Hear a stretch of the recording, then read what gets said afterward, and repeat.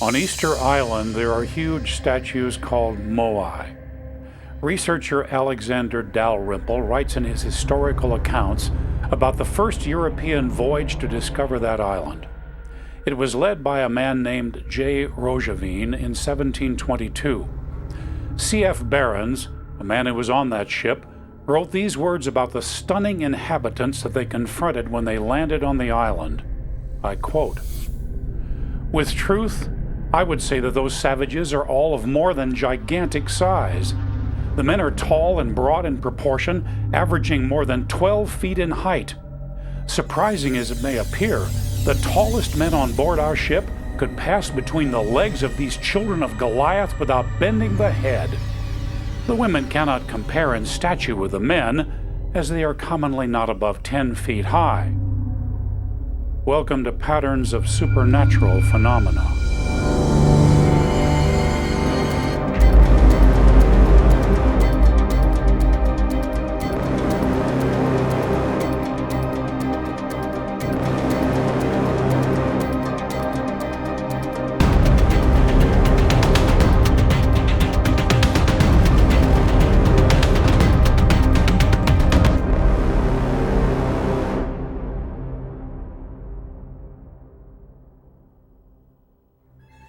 Do you have the feeling, as I do, that in so many areas of human life and history we are not being told the truth? Recently we watched a documentary about Easter Island. It mentioned the European ship that landed there in 1722, but not one word about the report I just gave you, or even the name of the ship's captain. It spent most of the time sharing ignorant ideas about how the people of Easter Island might have constructed and moved the Moai. Well, it would be a lot easier to do that if your construction crew was 12 feet tall. So what about giants? Were they real or just a fantasy?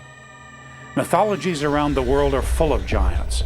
In Greek mythology, the giant Titans warred against the Olympian gods. From ancient Greece to India and Japan, from Native America to England and Ireland, and on, the descriptions of these frightening creatures are remarkably similar. Most are described as violent and brutish, full of bloodthirsty chaos. They're said to rule over humans and consider us their slaves. Often they are depicted as eating people for lunch. In folklore, heroes must confront and defeat them to liberate their enslaved lands. I believe that mythologies are shadows of ancient memory, passed down from generation to generation, changing forms but maintaining core truths. Very often, these stories are warnings. What do we really know about giants? A lot. 23 years ago, one research team found a raft of unusual information in Ohio. The author, Patricia Mason, wrote these words in June of 2001. While doing research on the ancient mound builders of the Ohio Valley, Ross Hamilton and I came across some remarkable information. Here in Ohio, almost every county history book from the 1800s has a section devoted to the mound builders. They usually give a general overview, then a description of the mounds in the county and what they found in the mounds that were opened. Here are a few examples typical of the many accounts we've collected that remark on the large size and unusual characteristics of some of the human remains. Ms. Mason then quotes from the historical collections of Ohio. This is from Noble County. In Seneca Township was opened in 1872 one of the numerous Indian mounds that abound in the neighborhood. This particular one was locally known as the Bates Mound. Upon digging into it, it was found to contain a few broken pieces of earthenware, a lot of flint heads and one or two stone implements, and the remains of 3 skeletons, whose size would indicate they measured in life at least 8 feet in height. The remarkable feature of these remains was they had double teeth in front as well as in back of the mouth and in both the upper and lower jaws. Upon exposure to the atmosphere, the skeletons crumbled back to Mother Earth. This is from a history of Ashtabula County, 1878. In cultivating the soil in the vicinity, implements have been found, and in excavating the ground for graves, it is said that bones have been exhumed which seem to have belonged to a race of giants. This land at one time belonged to a Mr. Peleg Sweet, who was a man of large size and full features, and it is narrated that at one time in digging, he came upon a skull and jaw which were of such size that the skull would cover his head and the jaw could be easily slipped over his face, as though the head of a giant were enveloping his own. These are only two accounts of a large number. The most complete study that I have found of what might be called our giant problem is a 2013 book by Richard J. Dewhurst entitled The Ancient Giants Who Ruled America, The Missing Skeletons and the Great Smithsonian Cover-Up. In it, he quotes Abraham Lincoln, who said these words during a speech in 1848 at Niagara Falls. Here's what Lincoln said. When Columbus first sought this continent, when Christ suffered on the cross, when Moses led Israel through the Red Sea, nay, even when Adam was made, then as now Niagara was roaring here.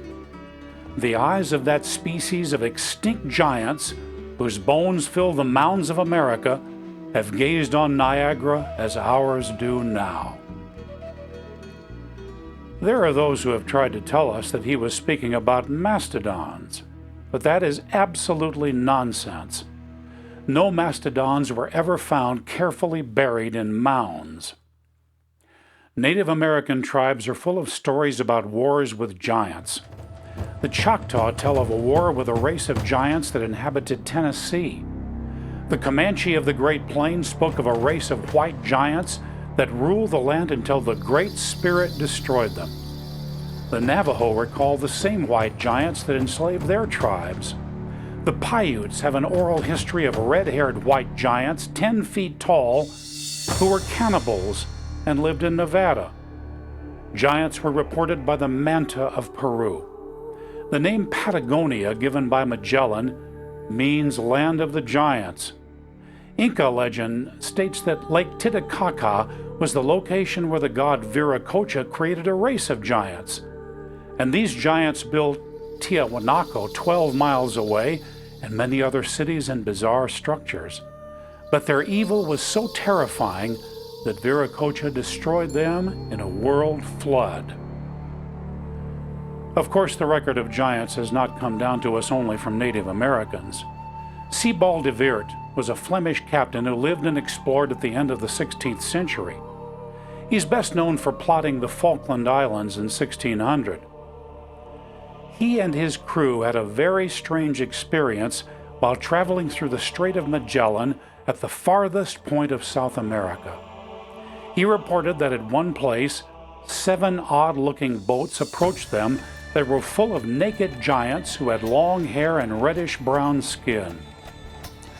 The crew claimed to have shot 3 of them dead with their muskets before the giants retreated to the shore. These creatures were so large that they uprooted trees to protect themselves from the musket fire. For fear of them, de Weert did not try to land.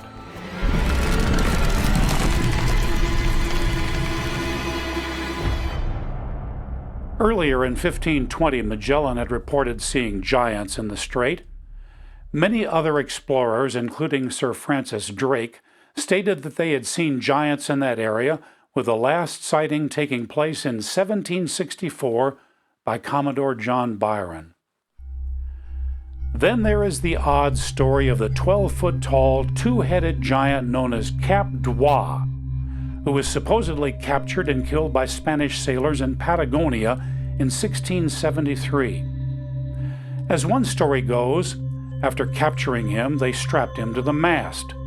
He got free, and in the fight that followed, he was stabbed with a pike and killed. After which he was mummified, stuffed, and sent to London. In the 19th century, Cap d'Oie made his way to the United States, where he was exhibited in many freak shows. Probably we should thank P.T. Barnum for that. For years, Cap d'Oie has been on display in a Baltimore museum.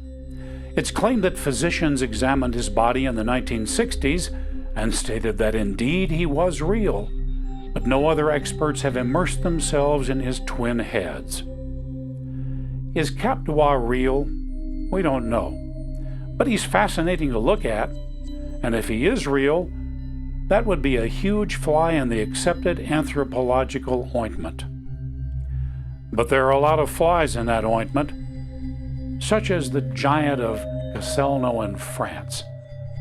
The bones were discovered by a scientist named Lapouge in a Bronze Age cemetery during the winter of 1890.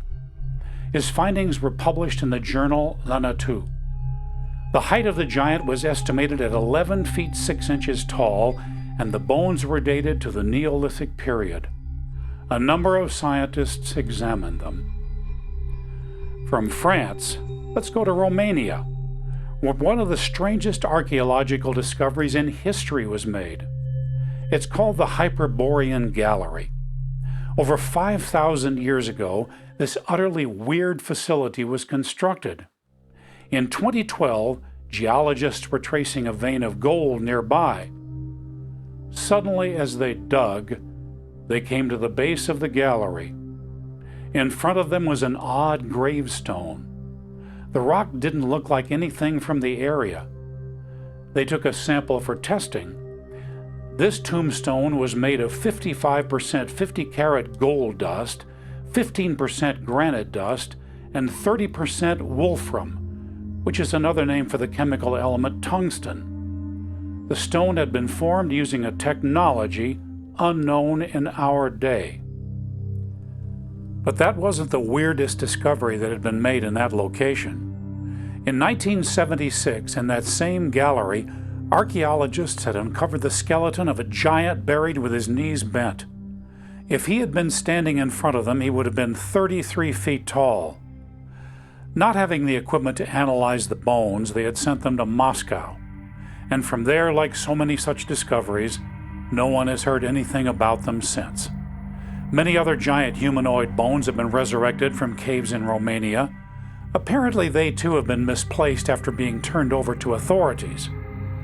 I could go on for hours with dozens of reports. Dump truck loads of giant bones have been unearthed, which begs a serious question. What happened to them? Obviously, a large percentage disintegrated when exposed to air, but many others were delivered to the scientific community, even the vaunted Smithsonian. That organization has specifically denied ever receiving such bony shipments. So where have all of them gone?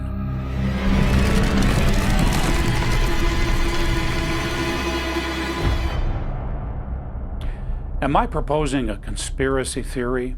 Absolutely not. Governments are always truthful about everything. Now, I can understand how uncomfortable the scientific community would be with such discoveries. They go against the holy grail of Darwinian evolution, the steady-state theory of how humans were supposed to have developed over millions of years, from lowly amoeba to Vladimir Putin.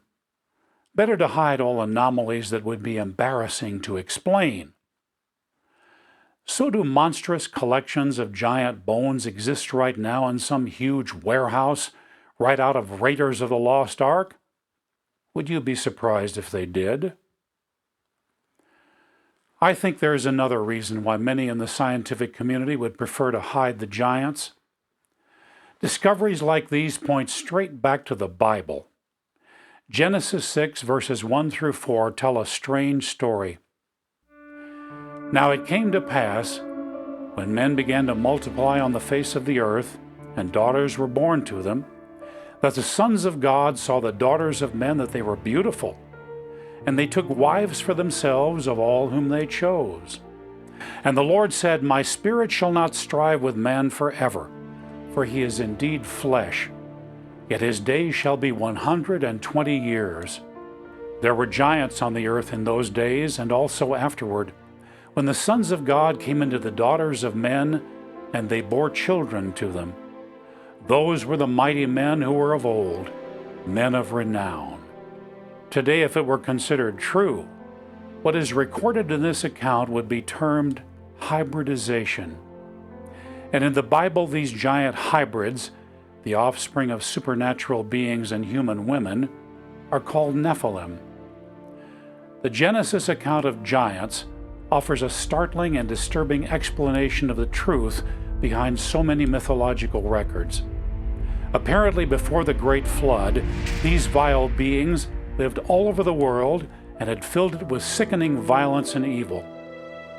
The flood of Noah destroyed them all. However, let's look at that passage in Genesis again. Speaking about the time before the flood, it states, "There were giants on the earth in those days." Then it says this, "and also afterward." What does that mean? The patriarch Abraham and his family left Ur of the Chaldees. Directed by God, they traveled to Canaan, the promised land. There they lived as nomads among the Canaanite people. Abraham lived at peace with the local population, even buying a plot of ground to bury his wife. During his life in Canaan, Abraham experienced a time of war with outside forces, but not once do we read that he confronted giants. Neither do we read about his son Isaac or his grandson Jacob confronting giants in that land. Abraham's descendants leave Canaan. The children of Israel spend 400 years in Egypt. After they escape from Pharaoh and his army, they travel back to the land of their forefathers. Reaching the edge of it, they send out spies who report about the current tactical situation. In the centuries while they were gone, everything has changed. Living in Canaan now are tribes of giants with names like the Rephaim, the Emim, the Horim, and the Zamsumim.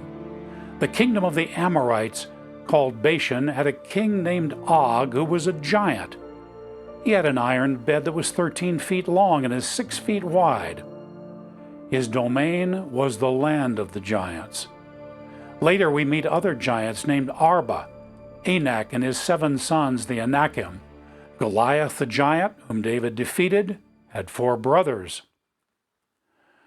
So from the point of their entry into Canaan, for several hundred years, the Israelites were at war with hybrid giants. And just as before the Great Flood, these creatures had brought the vilest evil. This was the reason that Yahweh instructed his people to wipe out certain tribes. Those who carried non-human genes had to be annihilated. And logically, those genes were in people who weren't giants, but had a giant ancestor or two. This crisis of corruption appears earlier in the Hebrew Bible. Let's look back at Genesis 6, verse 9. It says, "This is the genealogy of Noah. Noah was a just man, perfect in his generations. Noah walked with God." In this verse we discover why Noah was chosen to live while the rest of humanity was destroyed. He was perfect in his generations. Certainly this means that he was a righteous man, not involved in all the moral filth that was going on around him.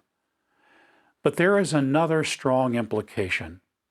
Over the centuries, the genome passed down through his ancestors had not been corrupted with non-human genes. He was fully human. So polluted genes from the hybridization program that created giants existed in different degrees in people who were not physical giants. The evidence in the Hebrew Bible is clear. The evil program of hybridization that polluted the world before the flood had resumed. The lords of darkness knew that the children of Israel were coming back to Canaan under the guidance of Yahweh, so they did everything possible to impede and destroy them. Why? Because they knew that from Israel would come their greatest enemy, who would send them to the lake of fire, the Messiah from heaven, Yeshua, Jesus Christ. Of course, their hatred of humans was not limited to the Israelites. The supernatural masters who created the giants hate the entire human race, so their hybrids were spread everywhere. Over many centuries, through many wars, these evil aberrations were destroyed. Aren't we relieved? Well, maybe that's a little premature. The evil supernatural beings who created the giants still exist. The New Testament calls them the principalities and powers, the rulers of the spiritual darkness of this world, operating under their god, Satan. And they don't like us any better now than they did thousands of years ago. The title of this series is Patterns of Supernatural Phenomena. Can we find a pattern in all of this?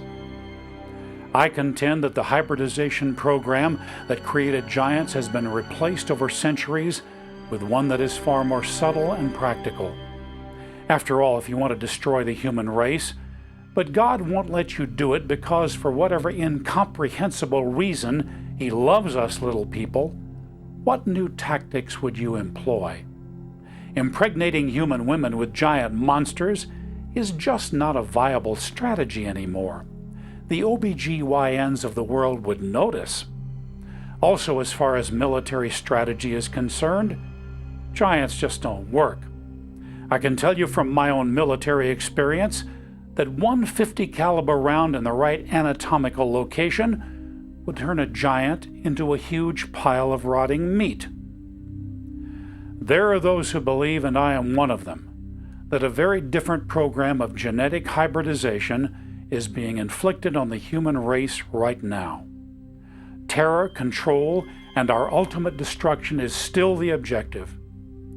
This view is held by researchers who are not religious in their orientation. In the next episode, we're going to talk about that. I want to leave you with this thought. The ancient pseudepigraphal Book of Enoch, section 1, chapters 6 and 7, refers to the Nephilim, the giants who lived before the flood of Noah, with these words, "And they," referring to human women, "became pregnant, and they bare great giants who consumed all acquisitions of men. And when men could no longer sustain them, the giants turned against them and devoured mankind." The powerful, vile beings who live in the dimension of evil, the ones who created the giants so long ago, are the same now as they have always been. They view humans as food to satisfy every lust that is in them. Our agony brings them their only pleasure. Their days of freedom are numbered. They know their judgment is coming. Consequently, human agony is going to greatly increase. The world is rapidly changing. Waves of chaos, violence, hate, and evil are sweeping through every land, bringing terror to millions who are spiritual slaves. Are you one of them? Then I have wonderful news. The power of God in Jesus Christ can break every chain of evil bondage. Are there invisible giants in your life that are crushing you, eating you alive at this very moment? Jesus is infinitely more powerful than all of them. He's waiting for you to pray to Him so that He can set you free. Ask Him to forgive your sins and give you eternal life. That's what He died on the cross to do.